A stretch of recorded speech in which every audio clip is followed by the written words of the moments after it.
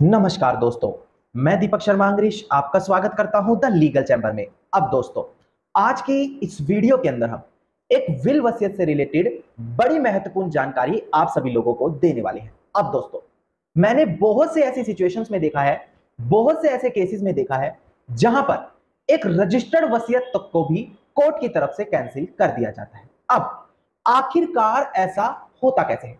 मेरे पास भी बहुत से लोग अपने इशू लेकर आते हैं कि सर, हमारे भाई ने, हमारी बहन ने, हमारे पड़ोसी ने, हमारे चाचा ने हमारे दादा पर या पिताजी पर दबाव डालते हुए जबरदस्ती अपने पक्ष में वसीयत करवा ली। अब क्या इस चीज को हम कैंसिल करवा सकते हैं? क्या आज के समय जिस व्यक्ति ने वो वसीयत बनाई थी, जो जीवित भी नहीं है, क्या उसके द्वारा बनाई गई वसीयत को कैंसिल करवाया जा सकता है? जी हां दोस्तों, ऐसा बिल्कुल करवाया जा सकता है। बस एक अच्छे से नॉलेजेबल एडवोकेट की आपको जरूरत है। बाकी क्या क्या कंडीशन होंगी, क्या क्या सिचुएशंस होंगी, ये सारी चीज मैं आज के वीडियो में आपको सिंपल लैंग्वेज में बताने वाला हूं। अब दोस्तों, अगर आप लोगों को हमारी ये वीडियो अच्छी लगती है, आप लोगों को हमारी तरफ से किए गए एफर्ट्स अच्छे लगते हैं, तो मेरा आप लोगों से अनुरोध है, वीडियो को आप लाइक जरूर करें और साथ ही साथ अपना वैल्यूएबल कमेंट सेक्शन में जरूर लिखें। तो चलिए दोस्तों, अब आज की इस वीडियो को हम ज्यादा लंबा ना करते हुए आज की इस वीडियो को स्टार्ट करते हैं।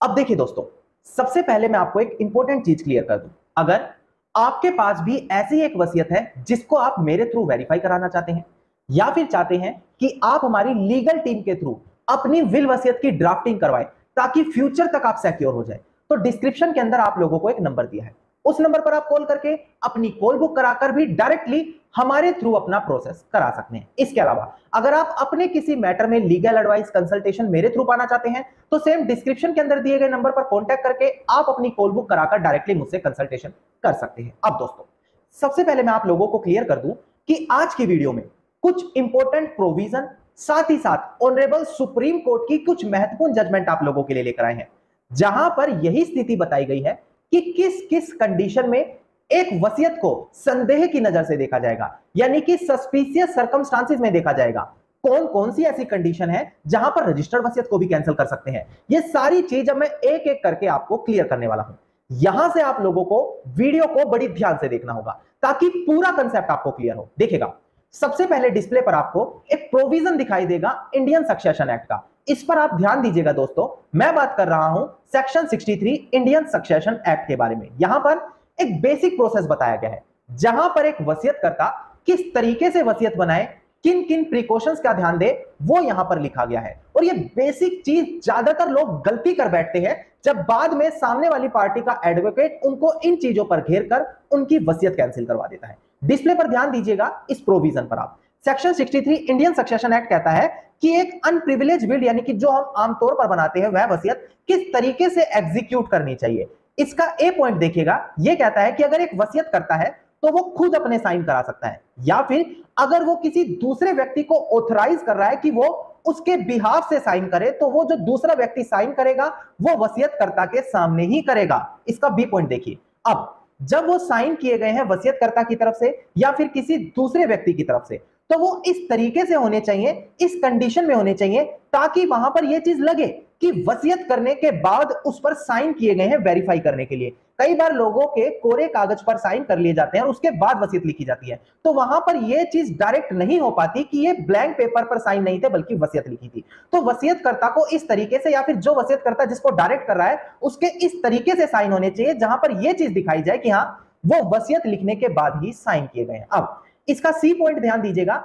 सी कहता है कि जो एक वसीयत है वो दो या उससे ज्यादा वसीयतकर्ता के जो विटनेस है उनकी तरफ से अटैच्ड होगी। ध्यान दें, यह चीज साफ तरीके से निर्धारित है कि जो विटनेस साइन करेंगे वो वसीयतकर्ता के सामने ही साइन करेंगे। इसके अलावा जो वसीयतकर्ता साइन करेगा वो विटनेस के सामने ही साइन करेगा। यह एक बेसिक सा प्रोटोकॉल है जो हमेशा वहां पर ध्यान रखना चाहिए। अब दोस्तों, कुछ लोगों को कंफ्यूजन ये रहती है कि क्या दोनों विटनेस के सामने साइन होना अनिवार्य है? जी नहीं दोस्तों, एटलीस्ट एक विटनेस के सामने वसीयतकर्ता को साइन करने होंगे और ठीक इसी प्रकार से वसीयतकर्ता के सामने उस एक विटनेस को साइन करने होंगे। पर बेसिकली स्ट्रॉन्ग विल बनाने के लिए यही कहा जाता है कि दोनों विटनेस वसीयतकर्ता के सामने और वसीयतकर्ता दोनों विटनेस के सामने साइन करे, ताकि फ्यूचर तक उस वसीयत को लेकर कोई भी ऑब्जेक्शन ना उठाया जा सके। अब देखिए दोस्तों, हम सभी लोगों को पता है कि वसीयत एक ऐसा दस्तावेज है जिसके अंदर जो वसीयत करता है जब तक वह जीवित है उस वसीयत की कोई वैल्यू नहीं है, क्योंकि अपने जीते जी वो जितनी मर्जी उतनी चाहे वसीयत बना सकता है, और जो वसीयत सबसे आखिरी में बनाई गई है कानून में उसकी अहमियत मानी जाएगी। इसके अलावा अगर आप हमारे रजिस्ट्रेशन एक्ट के प्रोविजन पर ध्यान देंगे तो वसीयत एक ऐसा दस्तावेज है जिसको रजिस्टर करवाना अनिवार्य नहीं है। अगर उस पर 2 विटनेस के साइन है, वसीयतकर्ता के साइन है, तो कानून में उसको वैलिड माना जाएगा। अब दोस्तों अक्सर दिक्कत यह होती है जब वसीयतकर्ता का देहांत हो जाता है उसी के बाद उसकी वसीयत सामने आती है, या फिर उसके देहांत होने के बाद ही वसीयत को चैलेंज किया जाता है। तो वसीयतकर्ता के देहांत होने के बाद यह चीज वैलिडली कोई बता ही नहीं पाता कि वो वसीयत उस वसीयतकर्ता ने बनाई है या फिर नहीं बनाई। ऐसी कंडीशन में अगर आप हमारे इंडियन एविडेंस एक्ट यानी कि भारतीय साक्ष्य अधिनियम को देखें तो जो 2 विटनेस होते हैं उनको कोर्ट में बुलाकर एग्जामिन किया जाता है। अब मैं यहां से आपको बताता हूं कि कुछ ऐसी कंडीशंस होती है जहां पर एक वसीयत चाहे रजिस्टर्ड हो या फिर रजिस्टर्ड भी ना हो, तब भी उसको कैंसिल कोर्ट के माध्यम से करवाया जा सकता है। अब इस चीज को जानने के लिए आपको हमारे इंडियन सक्सेशन एक्ट सेक्शन 61 पर ध्यान देना होगा। डिस्प्ले पर मैं आपको दिखा दूं ताकि कंसेप्ट आपको ज्यादा बेहतर तरीके से क्लियर हो। ध्यान दीजिएगा दोस्तों, डिस्प्ले पर सेक्शन 61 कहता है कि अगर एक विल जो फ्रॉड, कोएर्जन या इंपोर्ट्यूनिटी की तरफ से रिसीव की गई है तो कानून में उसको वॉइड माना जाएगा। जी हां, अब अगर एक वसीयतकर्ता से कोई दबाव बनाकर, प्रेशर करके, झूठ बोलकर कोई वसीयत बनवा रहा है तो वो वसीयत अवैध मानी जाएगी, उसको कानून में मान्यता नहीं दी जाएगी। अब इन पॉइंट्स को थोड़ा सा विस्तार से आपको बताऊं कि अंडू इन्फ्लुएंस क्या होता है, कोएर्जन क्या होता है, ताकि आप बेहतर तरीके से कंसेप्ट समझ पाए, और अगर आपके सिचुएशन में ऐसी कंडीशन है तो आप उस वसीयत को कोर्ट में जाकर चैलेंज कर सकें। अब देखिएगा दोस्तों, अब दोस्तों जो सबसे पहली कंडीशन आती है वो होती है फ्रॉड करना।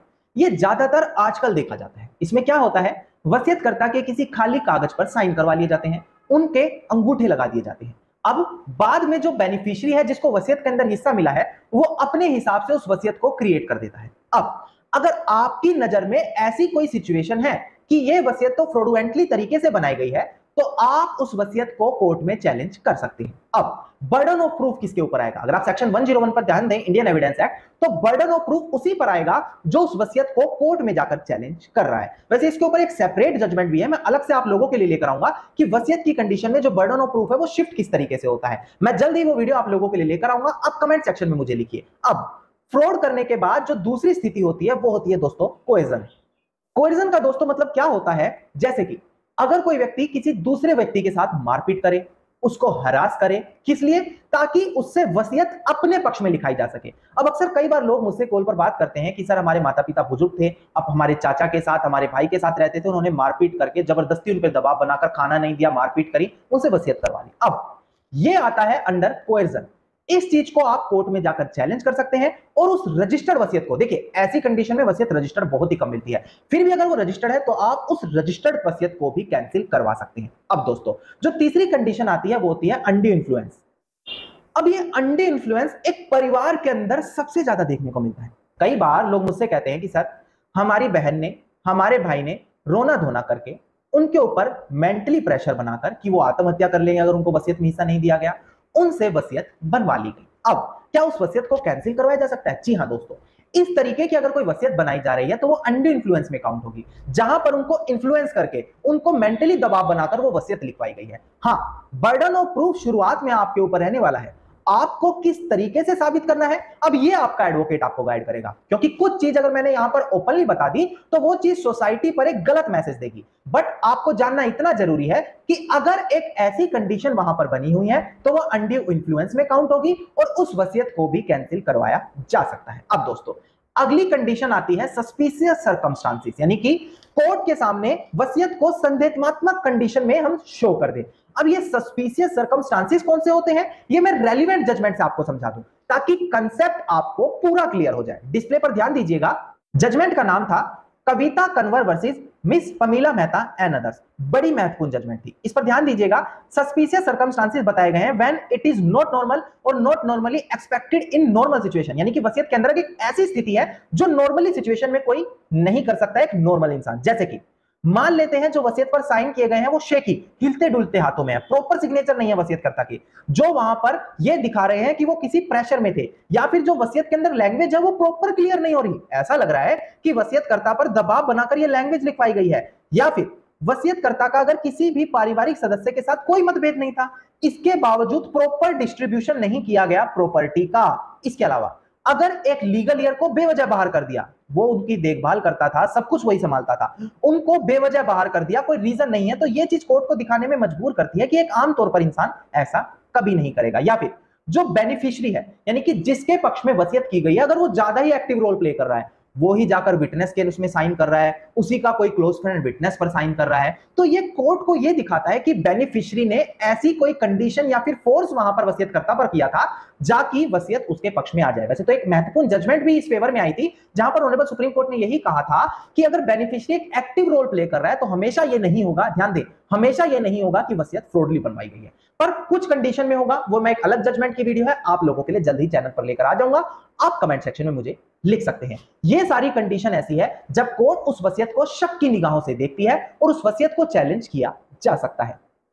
इसके अलावा भी दोस्तों कुछ ऐसी जरूरी कंडीशन होती हैं जो वसीयत के अंदर ध्यान देने वाले हैं, जैसे कि जब वसीयतकर्ता वसीयत कर रहा है वो होशोवाज में तो है, क्या उसकी मेंटली सिचुएशन इतनी स्ट्रांग है कि वो वसीयत में समझ सकता है क्या लिखा गया है, ये सारी चीज वहां पर ध्यान देने वाले हैं। कई बार मुझसे लोग कंसल्ट करते हैं कि सर हमारे फादर ने एक वसीयत तैयार की, उनके 2-3-4-5 दिन बाद उनका देहांत हो गया, क्यों हो गया? क्योंकि वो बीमार रहते थे। अब यहां पर यह चीज सस्पिशियस सर्कमस्टांसेस क्रिएट करेगी कोर्ट के सामने कि जब व्यक्ति इतना बीमार था कि वसीयत के 4 दिन बाद देहांत कर गया, तो 4 दिन पहले उसकी स्थिति जरूर ऐसी होगी कि वो उस सिचुएशन में होगा ही नहीं कि वसीयत में क्या लिखा है उसको समझ पाए। ये कुछ कंडीशन है जो आपका एडवोकेट आपको क्लियरली तरीके से समझा सकता है।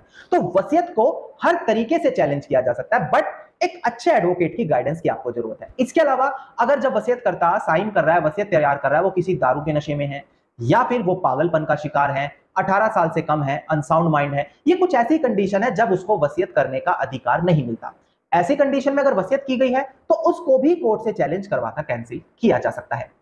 अब दोस्तों कुछ लोग अक्सर मुझसे कॉल करके पूछते हैं कि सर पहले एक वसीयत बनाई थी, बाद में दूसरी वसीयत बना दी, पहली वसीयत को फाड़ दिया गया, किसकी तरफ से? जो पहली वसीयत के अंदर बेनिफिशियरी नहीं थे उनकी तरफ से। तो क्या कानून में इस चीज की मान्यता है? देखिए, अगर आपको जानना है कि वसीयत को किस तरीके से प्रॉपर्ली डैमेज किया जाए ताकि कानून भी ऑब्जेक्शन ना उठाए, तो उसके लिए आपको सेक्शन 70 देखना होगा, 70 इंडियन सक्सेशन एक्ट। डिस्प्ले पर मैं दिखा दूं, वहां पर कुछ कंडीशन बताई गई है। जब एक पुरानी वसीयत के बाद नई वसीयत बनाई जाती है तो कुछ चीजों का ध्यान देना अनिवार्य है। डिस्प्ले पर देखिएगा, जैसे कि यहां पर लिखा है, देखिए इस लाइन पर मैं अंडरलाइन भी कर देता हूं, burning, tearing, destroying the same by the testator or by some person in her presence। तो ऐसी कंडीशन में अगर आप किसी वसीयत को जला रहे हैं, फाड़ रहे हैं, डिस्ट्रॉय कर रहे हैं, तो ये दिखाता है कि वसीयतकर्ता ने अगर खुद ऐसा किया है तो वो वसीयतकर्ता ही चाहता था कि इस वसीयत को अब यहीं से खत्म कर दिया जाए। हाँ, अगर कोई दूसरा व्यक्ति कर रहा है वसीयतकर्ता के प्रेजेंस में, तब भी यही माना जाएगा कि वसीयतकर्ता के कहने पर ऐसा किया गया। कई बार देखा जाता है कि दूसरी वसीयत बनाई जाती है, तो मेरा अक्सर लोगों को यही सलाह रहती है कि जब दूसरी वसीयत है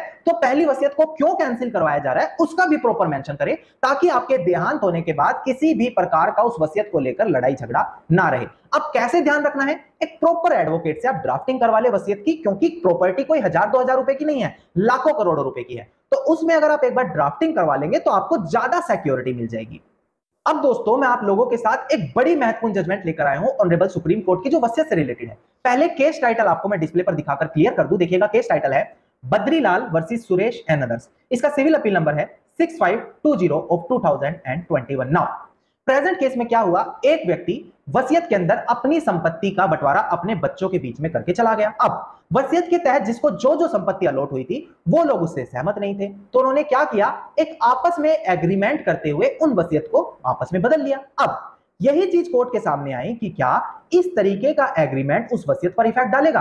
क्या ऐसी सिचुएशन में जो वो एग्रीमेंट किया गया है वो वसीयत के ऊपर हावी पड़ जाएगा? तो ऑनरेबल सुप्रीम कोर्ट का कहना था जी नहीं, किसी भी प्रकार के जो बेनिफिशियरी हैं अगर आपस में एग्रीमेंट बनवा रहे हैं तो उस वसीयत को कैंसिल वो उस एग्रीमेंट के माध्यम से नहीं कर सकते। अगर उनको वसीयत के तहत जो जो जमीन अलॉट हुई है वो उसको लीगल तरीके से तो किसी दूसरे को दे सकते हैं, जैसे कि गिफ्ट डीड दे दिया, सेल डीड दे दिया, आगे किसी को विल वसीयत कर दिया। पर अगर वो एक एग्रीमेंट तैयार करके आपस में उस विल वसीयत के ऊपर अप्लाई करना चाहे कि हम तो प्रॉपर्टी इस तरीके से बांटना चाहेंगे, विल वसीयत के हिसाब से नहीं बांटना चाहेंगे, तो वो चीज एक्सेप्टेड नहीं होगी। ये चीज ऑनरेबल सुप्रीम कोर्ट ने इस जजमेंट में क्लैरिफाई कर दी थी। अब दोस्तों मैंने आज आप लोगों को बहुत सी महत्वपूर्ण जानकारी दी, फिर भी अगर आज भी आप लोगों के पास टाइम है तो मेरी सलाह रहती है कि एक वसीयत को रजिस्टर्ड जरूर कराएं। कानून में कंपलसरी नहीं है, बट रजिस्टर्ड हो जाने से आपकी वसीयत और ज्यादा स्ट्रांग हो जाएगी। अगर वसीयतकर्ता का भी देहांत हो गया है तो उसके बावजूद भी आप अपनी वसीयत को रजिस्टर्ड करा सकते हैं। इसके लिए कानून में एक अलग प्रोविजन है। मैंने इस टॉपिक पर एक सेपरेट वीडियो बना रखी है, आप जाकर उसको देख सकते हैं कि कैसे वसीयतकर्ता के देहांत होने के बाद भी उसकी वसीयत को हम रजिस्टर्ड करवा सकते हैं। धन्यवाद दोस्तों, उम्मीद करता हूं वीडियो के अंदर मिली जानकारी आप सभी लोगों के लिए बेहद ज्यादा लाभदायक साबित होगी। वीडियो के अंदर अगर मिली जानकारी आप सभी लोगों को अच्छी लगी तो वीडियो को आप लाइक, शेयर और कमेंट जरूर कीजिएगा। वीडियो से जुड़ा अगर आप लोगों का कोई भी क्वेश्चन है तो आप कमेंट सेक्शन में मुझे लिख सकते हैं। इसके अलावा अगर आप इसी प्रकार के इंफॉर्मेटिव वीडियोस रोजाना पाना चाहते हैं तो चैनल को सब्सक्राइब करते हुए नोटिफिकेशन बेल आइकन आप जरूर दबा दें।